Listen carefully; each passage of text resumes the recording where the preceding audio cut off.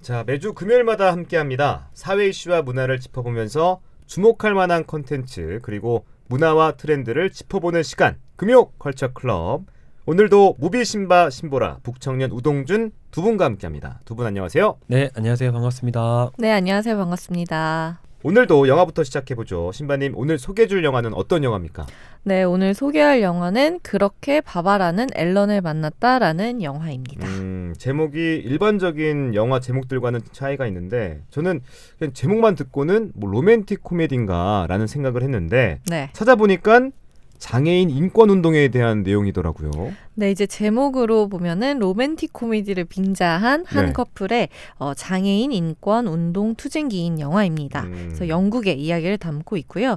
간략하게 소개를 좀 드리자면 네. 이제 영국에서 1990년대의 초중반까지의 영국 장애인 인권 운동의 이야기를 좀 담고 있고 이제 1995년 이제 장애인 차별 금지법 제정을 위해서까지 있었던 뭔가 운동의 모습들을 실제로 그리고 있고요. 네. 이것은 이제 요즘 뉴스에서 자주 볼 수 있는 한국의 전국 장애인 차별 철폐 연대의 이야기를 좀 떠올리게 하는데 네. 앨런과 바바라도 또 자신들 역시 시민이다라는 시민권이라는 것을 권리를 되찾기 위해서 또 위동권을 화두로 좀 활동을 하고 있습니다.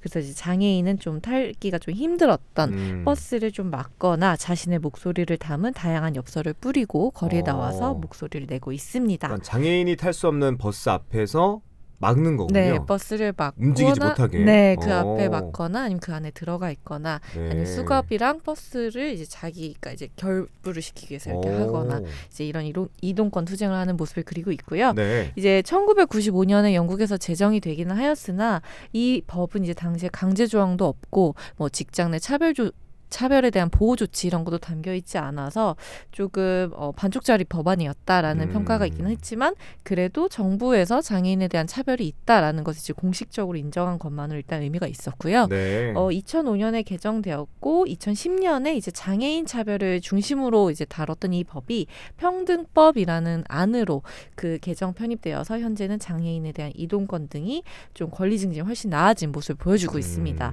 현재 같은 경우는 이제 영국의 경우는 이제 한 99% 이상 저상버스 도입이 다 완료된 상태입니다. 99%요? 네네네. 그래서 장애인을 위한 택시라든지 그런 요금제 개편도 지금 현재 이루어진 상태입니다. 네. 반면에 우리나라는 그 정도까지는 아직 네, 갈 길이 아직은 먼데. 조금 멀죠. 네. 네, 요즘 전장현 시위로 여러 말들이 많잖아요. 영화 그렇게 바바라는 앨런을 만났다를 통해서 다양한 각도로 이슈를 좀 이해해보는 시간이 됐으면 좋겠습니다. 자, 영화 첫 장면부터 매우 인상적인데 장애 여성이 버스 정류장에 립스틱으로 네. 동정은 집어치워 라고 적는 것으로 시작하잖아요. 영화 첫 장면부터 흐름을 좀 짚어보죠.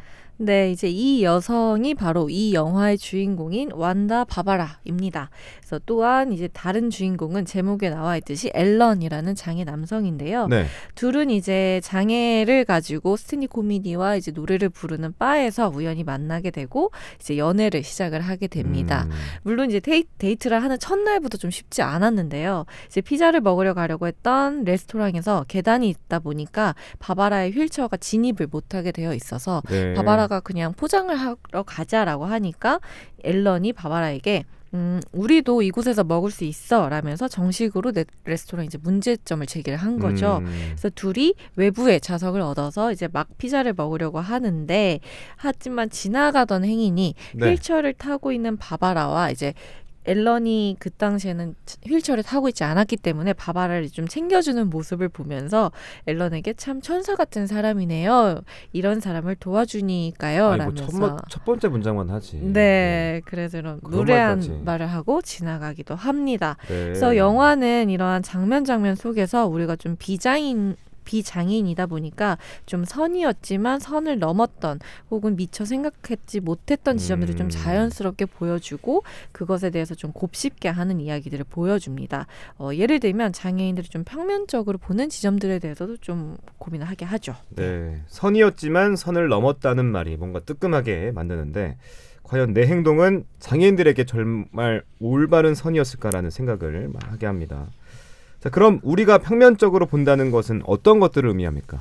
일단 장애인에 대해서 동정 그리고 또 도움이 필요하다라고만 생각을 하는 것들일 수 있을 것 같습니다. 네. 사실 좀 개인적인 이야기로 부끄러운 이야기이기는 한데 초등학교 때 봉사활동을 이제 갔다가 휠체어를 탄 장애인분이 이제 오르막을 이제 막 올라가는 것을 보고 저는 이제 바로 도와드리려고 손을 뻗었었던 그런 적이 있는데 그분이 이제 좀 약간 성난 목소리로 알아서 할 수 있어라는 목소리로 이야기를 한 적이 있었어요. 네. 그래서 당시 이제 그때 저는 어렸기 때문에 내 의도는 그게 아니었는데 라면서 매우 속상해했었던 경험이 있는데 사실 생각해보면 그것이 아주 무례했었던 행동이지 않았나. 왜냐하면 당연히 도움이 필요할 것이다. 당연히 누군가가 밀어줘야만 할 것이다 라는 그런 생각을 했던 거죠. 그래서 먼저 도움을 저에게 청하지 않았고 그리고 그렇게 하면 오히려 오르막이라 속도 등으로 인해서 더 위험할 수도 있었던 것인데 저는 어쩌면 그 상황을 보면서 내가 그것을 도와줘야 한다. 혹은 도와주었다는 저의 모습이 더 중요하게 여겼던 것이 아닌가 싶기도 했고요. 네. 하지만 이것은 이제 개인의 어떤 의식에 대한 것도 있긴 하지만 우리가 흔히 배우는 교육 과정에서 장애인 친구는 도와줘야 해라는 교육을 받기도 하고 사회에서도 이런 모습으로만 장애인을 자꾸 인식하게 하고 있다는 사실도 좀 중요하게 볼 수 있을 것 같습니다. 실제로 장애인과 비장애인이 가장 다른 점이라 하면 외형이 가장 큰 다른 점이라 할 수 있는데 그렇죠. 좀 사회에서 어떤 인식으로 이들이 좀 무능하게 만들거나 수동적으로 만들게 하고 있는 것이 아닌가라는 생각이 드는데요. 영화 속에 나오는 텔레톤이라는 프로그램도 마찬가지입니다. 연간 TV 프로그램으로 나오는데 장애인의 뭔가 안쓰럽고 불쌍하고 우울한 모습을 비춰주면서 전화 한 통을 하시면 장애인에게 기부를 할 수 있다라는 프로그램인데요. 여기서 장애인은 반드시 자선단체의 도움 혹은 이를테면 그들에게 의족을 받거나 휠체어를 고치거나 해서 주로 돈을 받거나 누군가의 도움을 받아야 하는 존재로만 인식하게 방영을 하고 있는 것이 좀 문제로 나옵니다. 네. 약간 좀 악의가 담긴 것은 아니지만 그렇죠. 이 모습에 대해서 바바라는 당신들의 이타심이 우리의 존엄성, 자존감, 인간성을 누릴 자격이 없다라는 인식을 준다고 말하는데요. 이후 이런 것들 많은 공감을 했던 장애인들이 모여서 블록 텔레톤 운동을 했고요. 그리고 그들은 그곳에서 자선보다 권리와 선택권이 필요하다라고 외칩니다.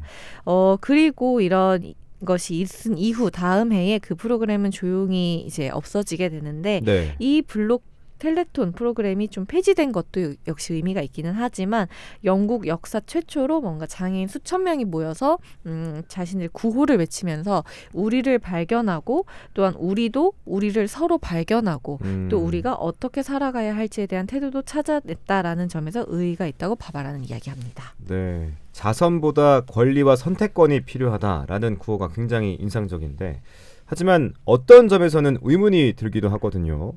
반드시 이 행동을 시위로만 해야 하느냐라는 점인데 이러한 시위들을 통해서 얻어낼 수 있는 것들도 물론 있겠지만 시위로 인해서 그들에게도 좀 치를 대가들이 있을 것 같은데.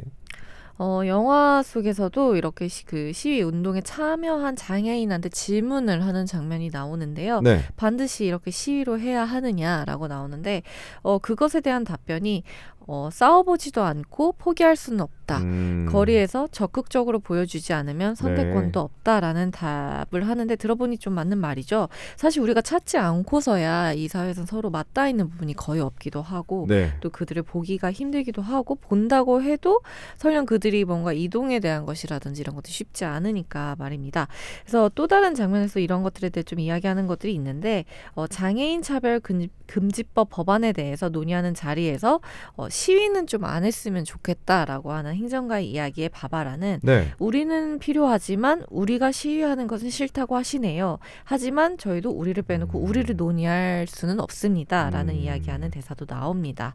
물론 이제 말씀하신 대로 치를 대가가 작지는 않습니다. 네. 이제 시위를 하는 도중에 법을 어겨서 범칙금을 물기도 하고 버스나 기차에 자신을 수갑으로 이제 매다는 행위 중에 좀 다치기도 하고 또 그렇게 무리를 하다 보니 몸의 상황이 또 안 좋아지기도 합니다. 네. 이제 하지만 그들이 이제 자신의 목숨을 다해서 목소리를 낸 만큼 많은 매체에 실리게 되고 많은 사람들이 좀 관심을 가져주면서 약 10만 명에 가까운 사람들이 이런 장애인에 대한 동정을 거부하고 시위에 함께하고 권리를 위해 싸워서 결국 95년에 영국의 장애인 차별금지법은 제정이 되게 됩니다. 그렇군요. 이제 남들은 다 다 가본 곳에 거침없이 가기 위해서 또 남들은 다 누렸던 어떤 사소한 것들도 이제 그들도 함께 누릴 수 있는 바탕이 마련되게 된 겁니다. 네. 사실 이렇게 변화가 가능했던 건 역시 잃을 것도 많고 또 얻을 것도 많았지만 그들을 좀 다른 시각으로 볼 수 있도록 좀 사람을 압박했던 것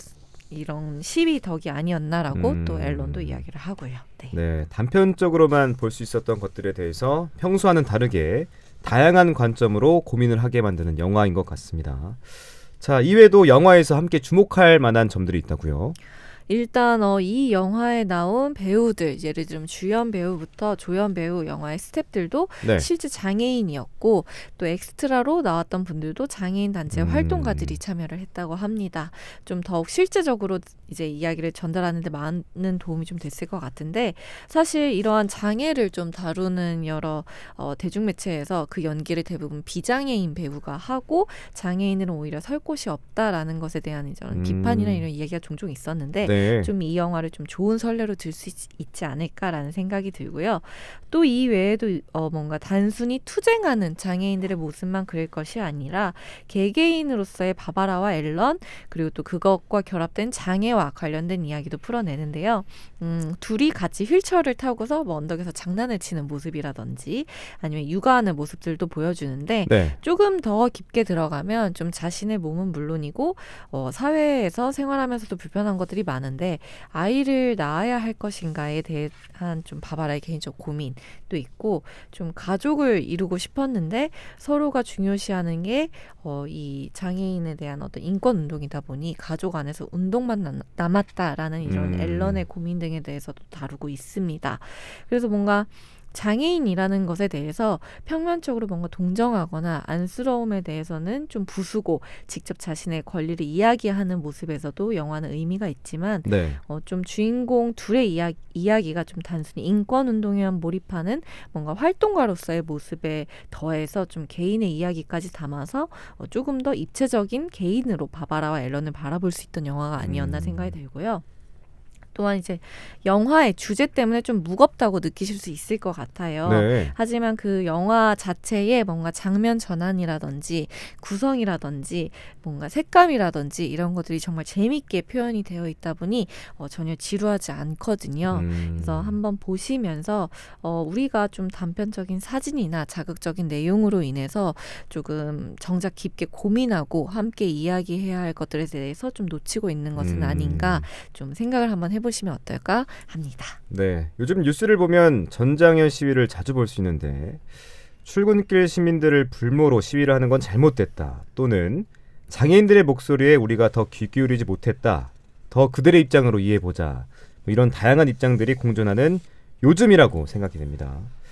브루스 굿디슨과 아미트 샤르마 감독의 영화 그렇게 바바라는 앨런을 만났다를 보시면서 우리의 요즘을 다시 한번 생각해보면 좋겠습니다. 신바님 수고하셨고요. 이번에는 책으로 넘어가 보죠. 청년님, 오늘은 어떤 책을 준비하셨습니까? 매번 신바님과 비슷한 톤의 책을 준비하시는데 오늘 책은 전장현과 관련된 책입니까? 네, 비슷합니다. 맞습니다. 혹시 그 박경석이라는 인물의 이름이 익숙하실까요? 네, 저는 익숙합니다. 네, 뭐 현재 대한민국에서 장애인 권리와 관련해서 가장 현장에서 대표적으로 활동하고 있는 운동가입니다. 그렇죠. 아까 신바님이 얘기해 주셨던 전국 장애인 차별 철폐연대에서 상임대표를 맡고 있기도 하고 또 뭐 뉴스를 보시는 분들은 사진으로 영상으로 또 지하철 행동이라고 하면 아마 백발의 그렇죠. 노인이 떠올리실 네. 겁니다. 전국 장애인 차별 철폐연대 줄여서 전장현. 이 전장현이 주로 하는 운동 방법인데요. 출근길에 지하철을 타는 그 현장에서 하는 선전전을 지하철 행동이라고 칭하고 있습니다. 네. 신바님과 함께 오늘 주제를 뭐로 하면 좋을까 고민을 많이 하다가 이 작년부터 장애인 이동권 또 지하철 시위가 미디어를 많이 달궜던 주제였습니다. 많은 사람들의 견해가 부딪히기도 하고 올해도 지하철 행동은 계속될 거다라는 예고도 있었습니다. 또 아나운서님 얘기해 주셨던 것처럼 뭐 바쁜 현대인을 볼모로 잡는다라는 비판도 거세게 있기도 하고요. 또 다른 사람들은 장애인이 받고 있는 차별과 권리가 드디어 드러난다라고 응원을 하기도 합니다. 맞습니다. 뭐 각자 입장에 따라서 이 박경석 위원장이라는 한 인물이 악마가 되기도 하고 혹은 구원자로 묘사가 되는 것 같기도 해요. 그래서 좀 서로의 입장이 치열하게 부딪힐수록 우리는 보통 메시지보다는 누가 얘기하냐, 저 사람은 누구냐라고 이렇게 메신저를 분석하는 편인데 네. 이 박경석이라는 인물에 대한 이야기를 오늘 좀 한번 해보고 싶었습니다. 그래서 정책 이야기보다는 좀 우리 좀 삶의 현장에서 누군가는 아주 처절하게 하루하루 살아가고 있다라고 말하고 있는 이 박경석이라는 인물의 좀 다면적인 모습을 보여줄 수 있는 책을 가져왔고요. 그가 직접 쓴 에세이입니다. 지금이 나는 더 행복하다라는 도서입니다. 네. 우리가 전장현 관련 뉴스나 토론을 보면 항상 계신 분이죠. 긴 흰머리와 수염으로 한 번 보면 잊지 못하는 깊은 인상을 갖고 계신 분인데 영화와 같은 흐름으로 박경석 인권운동가의 책을 준비하셨군요. 박경석 운동가의 책 지금이 나는 더 행복하다. 어떤 책입니까? 네, 일단 그가 야학의 교장이기도 합니다. 노들야학의 교장이기도 한데 이 책은 야학을 만들기까지 이야기가 좀 담겨 있는 좀 10년 전 책이고요. 그래서 저는 이 책 앞부분을 좀 중심적으로 좀 가져왔습니다. 네. 박경석이라는 인물을 좀 말씀드리고 싶은데 일단 이 박경석 대표의 집안은 아주 독실한 기독교 집안입니다. 아버지가 장로고요. 어머님은 권사로 활동을 하고 하셨고 그렇구나. 네, 쌍둥이 형은 미국에 있는 선교사로 또 남동생은 목사라고 합니다. 그 집안 안에서 유일하게 교회에 가지 않는 자식이었다고 해요. 네. 박경석 대표는 비장애인이었습니다. 우연한 사고로 지체장애인이 되었고요. 그날의 이야기가 이 책에 처음에 등장을 하게 되는데 네. 사고가 사고가 나던 당일도 주일, 일요일이었다고 합니다. 그날도 언제나처럼 교회에 함께 가자고 손을 잡았던 게 어머님이었고 네. 어머님의 기도를 뒤로하고 그는 전국 대학생 행글라이딩 대회에 참여하기 위해서 경주 토암산으로 향하게 됩니다. 행글라이딩 대회. 네, 네. 그는 해병대 수색대에서 전역을 하게 되었고요. 정말요? 거기서 군 생활을 하면서 네. 낙하산을 탔던 경험이 너무 좋아서 전역을 하고 행글라이딩 동호회에 들었다고 합니다. 사고의 징조는 이미 앞서 한 번 있었습니다. 앞서 토암산 언덕에서 달려가던 선배 행글라이더가 이륙을 살짝 하자마자 나무에 부딪히고 말았습니다. 그런데 다행히 선배도 행글라이더도 크게 다치지 않았다고 해요. 그래서 선배는 조금 낌새가 이상했던지 난 타고 싶지 않다라고 하면서 걸어서 내려가겠다라고 말을 했다고 합니다. 네. 그런데 그 무거운 장비를 들고 이 토암산 정상까지 올라왔던 길이 생각을 하니 너무 막막한 거예요. 그래서 난 정말 무거운 장비를 들고 내려갈 자신이 없다고 얘기를 하고 그가 직접 행글라이더를 수리를 하고 나는 타고 내려갈 테니 형은 가볍게 걸어서 내려가라라고 이야기를 합니다. 네. 그래서 경사진 비탈을 힘차게 달렸고 날아오른 것도 잠시 다시 행글라이더가 고꾸라지고 말았고 아이고. 정신을 차려보니까 대학병원으로 이송 중인 자신을 발견하게 됩니다. 그리고 하반신에서는 아무런 감각도 느껴지지 않은 채로요. 그가 다시 현실로 돌아온 뒤에 아파트 밖으로 나오기까지 정말 많은 시간이 걸렸다고 합니다. 제일 힘들었던 건 그 아파트에서 만났던 아이들이라고 해요. 전혀 아기가 없는 얼굴과 목소리로 왜 다른지, 왜 나와 다른지를 물어볼 때는 네. 절로 긴장이 되고 어떻게 답해야 할지를 몰랐다고 합니다. 그가 지체장애인이 된 건 그의 나이 23살이었습니다. 그는 23살인 그날부터 오늘까지 장애인으로 살아가고 있고요. 많은 분들이 장애인은 그냥 처음부터 장애인으로 태어났다라고 생각을 합니다. 그런데 장애인의 88%는 후천적인 장애인입니다. 그러니까 특별한 누군가가 네. 아주 불행한 누군가가 혹은 뭐 죄를 지은 누군가가 장애인으로 태어나는 것이 아니고 조금 더 의도하지 않았던 불행한 사고로 어제까지 비장애인이었던 해병대 수색대였던 사람이 오늘부터 장애인이 되는 그게 바로 현실이라고 그는 책에서 이야기를 하고 있습니다. 네. 하늘에서 자유롭게 낙하하던 해병대 수색대 출신 지금의 박경석 위원장과는 쉽게 연결되지 않는 또 다른 모습인데 몇 개의 문장만으로도 활동적인 성향이 드러나는데 나에게 하반신 장애가 생겼다는 걸 알게 된 후에는 일상 자체가 조금 어렵지 않았을까라는 생각이 드는데요. 네, 그리고 이때가 뭐 지금도 장애인의 활동 그 이동권이 어려운 상황인데 네. 몇십 년 전이었으니까 그쵸, 훨씬 더 40년 전이었으니까. 전이었으니까 훨씬 더 어려웠을 거고요. 그는 자신의 에세이에서 이렇게 묘사를 하고 있습니다. 외롭다는 감정은 사치였다라고 쓰고 있습니다.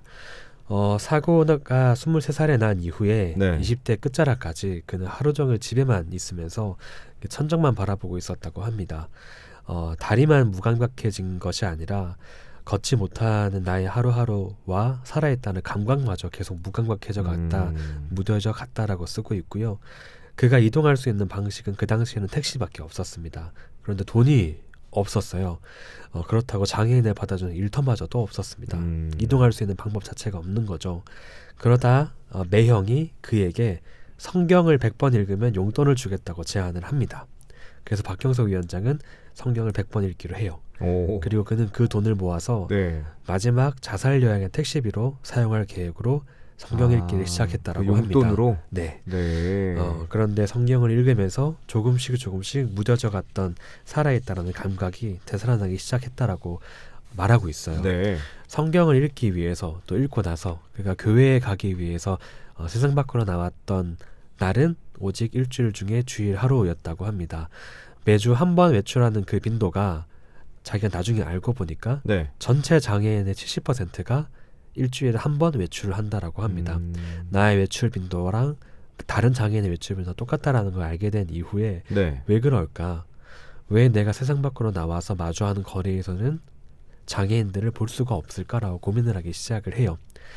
그는 항상 남은 생을 휠체어에서 살아갈 바에는 딱 하루만 살아가더라도 내 두 발로 걸어보고 싶다는 생각을 늘 하던 사람이었는데 그가 이제 세상에 많은 장애인을 향해서 나아가겠다라고 결심을 하게 됩니다.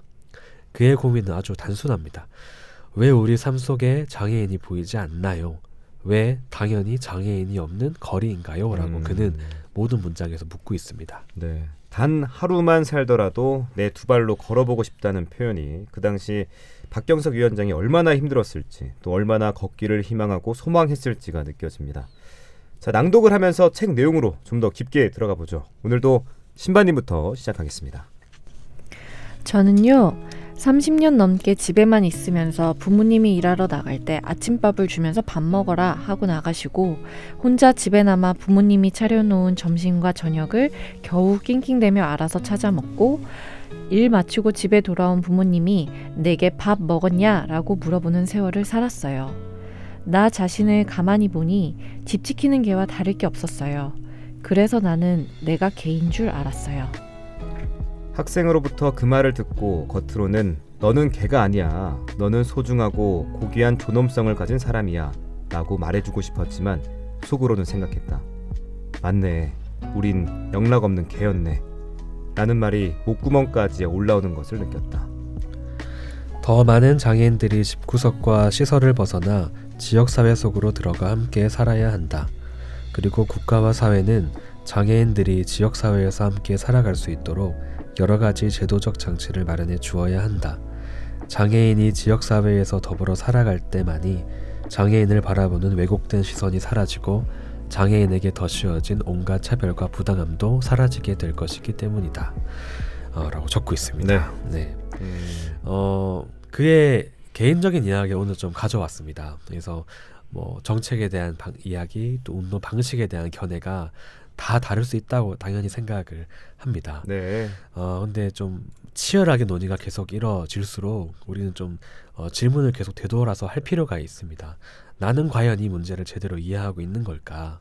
장애인의 삶을 나는 정말 알고 있는 걸까?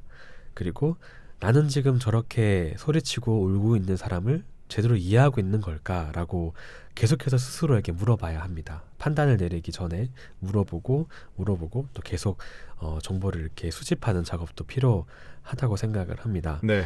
오늘 박경석 위원장의 이야기를 통해서 그가 느꼈던 절망감, 20대를 꽉 채웠던 상실과 고통 그리고 공포감 이런 것들을 저는 많이 느꼈는데요. 다른 분들도 이런 책을 좀 읽어보시면서 우리가 무엇을 고민해야 하고 왜 그들이 이토록 이동권이라는 저 단순한 이야기에 이렇게 집중해서 이야기를 하는가, 왜 몇 년째 저렇게 울부짖는가에 대한 것도 조금 다양한 각도로 엿보셨으면 좋겠다라는 이야기로 오늘 또 이 책을 준비해 보았습니다. 자, 새 두 번째 시간은 사회 이슈 속으로 보다 깊게 들어가서 문화와 이슈를 연계해서 이해할 수 있는 내용으로 구성해 봤는데요. 장애인을 바라보는 우리의 모습과 태도를 우리 스스로가 다시 한번 생각해 봐야겠습니다. 단 하루만 살더라도 내 두 발로 걸어보고 싶다는 박경석 위원장의 고백이 아직도 제 마음속에 머물러 있는데 시위를 통해 목소리를 내는 것도 물론 중요하겠지만 대화와 소통이 우선입니다. 주먹을 쥐고 있으면 악수를 할 수 없다라는 말이 있는데 양쪽 모두 힘주어 주고 있던 주먹을 풀고 대화로 보다 서로를 존중하는 마음으로 화합하는 장이 하루빨리 만들어지기를 소망하겠습니다.